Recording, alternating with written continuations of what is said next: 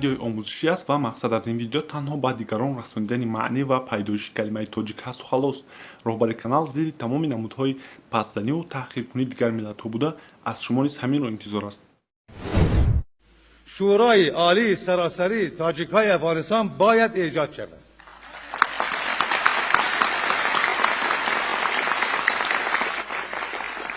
چرا میشریم؟ چرا خجالت میکشیم که اینا رو بگیم؟ ای وحدت ملی درو. کدام وحدت ملی؟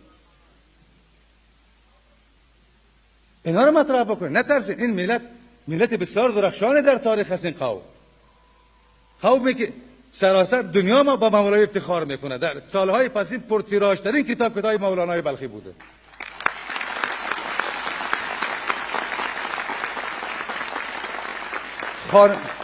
آوازخوان‌های معروف غربی شعرهایش را میخوانند. یک اسطوره بزرگ فرهنگی است. شما متعلق به فرهنگی است که امروز شعر بر دروازه سازمان ملل نوشته است. نه شعر انگلیسی با ادبیاتش، نه شعر عرب با ادبیاتش.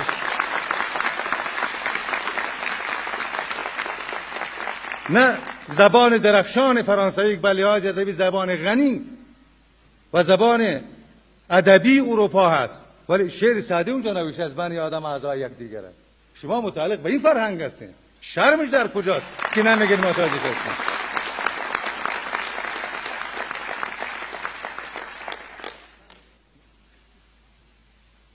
من آنم که در پای خوکان نریزم، مری قیمت در لفظی دری را.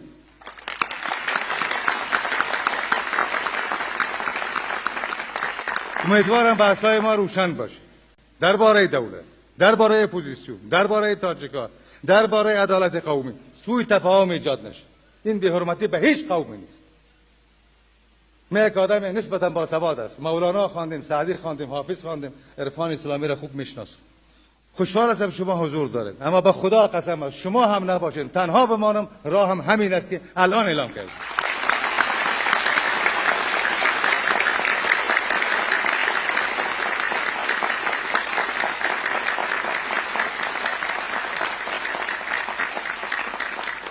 برای سربلندی همه مردم و برای این قوم مبارزه خواهم کرد. هر چی میخواد بگه، ستمی، تجزیه طلب، ضد وحدت ملی، ماجراجو، هر چی میگم بگه. اینها کوچکترین تأثیر در اراده من نداره.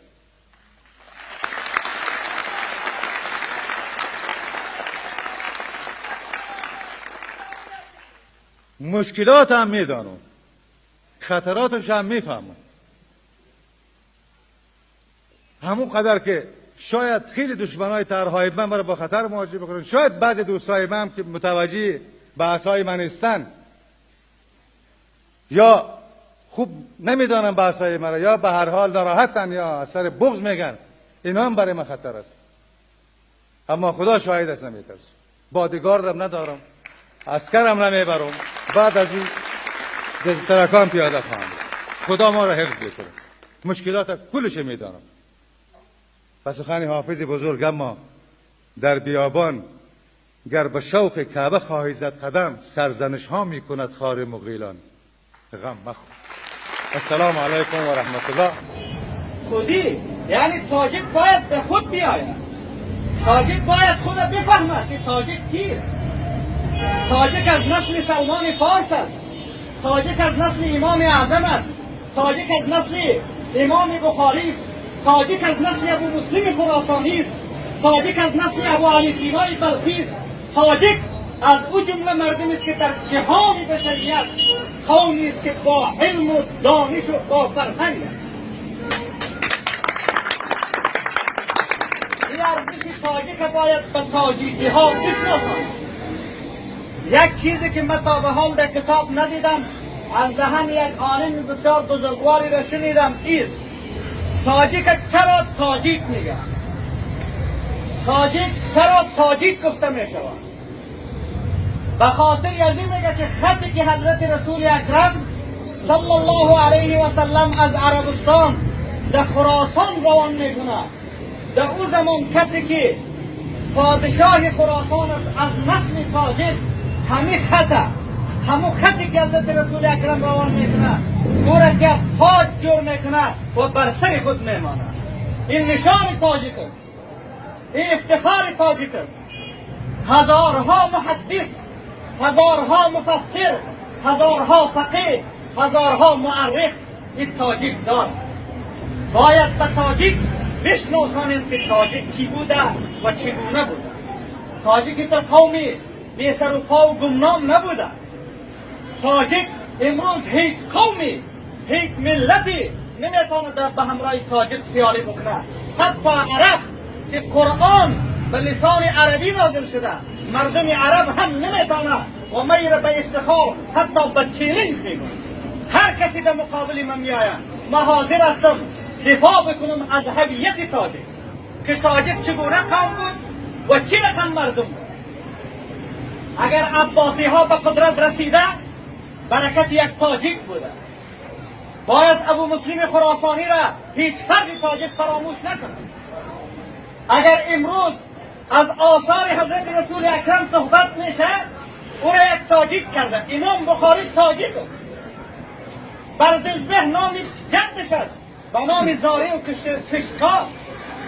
اگر امروز فقه حضرت رسول اکرم، سیرت حضرت رسول اکرم در جهان پخش شده او را یک تاجیک کرده. السلام علیکم به همه تماشابینان، من سمیف امید شما باشه در کانال وی مستوی قرار دارید. در اول ویدیو شما ویدیوهایی رو دید که در آنها تاجیکان مقیمی افغانستان از تاجیک و مسلمان بودن خود فخر میکردند و دیگران رو نیز به این راه دعوت میکردند. اما وقتی که من یک ویدیو رو ساختم با نام تاجیکان چه کشفیات ها رو کردند و در همین کانال گذاشتم، اگر که تماشا نکردگی باشید مصلحت میتونم که در اومده تماشا کنید. در زیر همون ویدیو در کامنتاری ها یافت شدن نفرانی که چنین کامنتاری ها رو می نویسند. این شاعرها که تو میگوی یگان توش تاجیک نبودن، همش فارس بودن. چی در ویدیو رو کردی بگویم مردم تاجیک در همه جا بیقدرن. ما را این مردم روس آدم حساب نمیکنم و برای یک موسر. حتی یک چیز دیگر هم هست که پس یک دیگر کوی دوی میداریم این به این جواب داده است، این به این جواب داده است. عیب است. خدا شاهد است، من شرم میدارم. شما میکنید من شرم میدارم. حاضر باشه به همه برادرایی که همیشه فکر میکنن و در کامنتاری ها نویسن که تاجیک بی‌قدره یا تاجیک موسره، گفتنیم که اگر که شما خودتون موسر حساب کنین این فکر خود شما حق دارین. من شخصا من موسر حساب نمیکنم، فخر میکنم که مسلمانم و بعداً تاجیکم. حاضر یگان زبانی همکورسام طول 3 سالی که در اینجا تحصیل کردم نشنیدم همیشه گپا. میگیم به قدریم، شما یک کاری کنین که به قدر شناخید، نه زبان میدونیم میایم همین روسیه، نه یگان قانونشه بابا میگیم که به قدریم. سخن دراز میشه اگر درباره این موضوع گپ زنیم. حاضر باشم من فکت و دلیل رو میارم که گفته‌های این برادرها خطاست، گفته‌های بالاشون. بعدا برمیگردیم به سری موضوع ویدیو امروزه باشد از کجا پیدا شدن کلمه تاجیک و چه معنا داشتن آن است. در اول می‌داریم به یکی از سامانه‌های بانفوذ در اینترنت با نام ویکی‌پدیا و در آنجا ما در می‌یابیم که تاجیکان این مردم ایرانی تبار هستند، یعنی که فارس زبان. بعداً از همین سامانه می‌کوبیم که فارس ها کیستند و ما می‌بینیم که فارس ها این مردم امروزه تاجیکستان، ایران و افغانستان هستند. بعداً باز هم از همین سامانه درباره دیگر شاعران و نویسندگان تاجیک جستجو می‌کنیم و چه خیلی که می‌بینید جلال‌الدین رومی، پرسیدسکی پایت، امام البخاری، الکی از نامش معلوم است که کیست. سال 810 در بخارا تولد شده است. سال 870 در خرتنگ نزدیکی سمرقند وفات کرده است. اگر که خواهید که درباره حیات و فعالیت امام البخاری ویدیو جداگانه در همین کانال برآید، پس در کامنتاری فکرهایتان رو نویسید. اگر که پیشنهادها شوند حتما که ویدیو جداگانه درباره امام البخاری در کانال گذاشته می شود. دوام میدیم جستن رو و میبینیم سعدی شیرازی، پرسیدسکی پایت، امام اعظم ابو حنیفه رحمت الله علیه در اویله ثروتمند تاجر ایرانی تبار به دنیا آمده است. درباره پیشوای مذهب ما ویدیو در کانال میتوانیم که براریم. همش تنها با خواهش شما تماشابینان عزیز فکرهایتان رو در کامنتاری حتما نویسید. اگر که طرفداران پیدا شد حتما که ویدیوی جداگانه درباره امام اعظم ابو حنیفه نیز در کانال گذاشته می شود.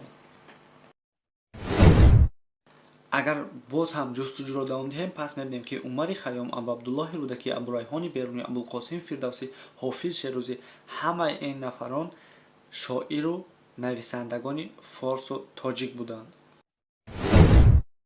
бо такя ба маълумоти Википедия, аз рӯи нуқтаи назари олимони ғарб, мардуми тоҷик ягона миллатест ки насли аслии халқҳои бостонии эронии шарқӣ буда, суғдиён, хоразмиён, бохтариён ва дигар қабилаҳои шарқии эронӣ туронӣ, ки вуҷуди худро аз ҳазораи якум пеш аз милод дар таърихи Осиё Миноят тай намуданд, дар бар мегирад. забони бостонии тоҷикон якчанд шева дошта ва шеваҳои асосияш суғдӣ, хоразмӣ ва бохтарӣ буд ва ба ҳамдигар хешӣ доштанд, ки ба гурӯҳи забонҳои эронии шарқӣ дохил мешуд. дар вақти пойдор гардидани дини ислом ва паҳн шудани забони форсӣ, ки бо муҷоҳидони форс омада буд, ин шеваҳо аз байн мераванд ва забони тоҷикии ҳозира ба мисли забони мардуми форс ба гурӯҳи забонҳои ғарбии эронӣ дохил мешаванд.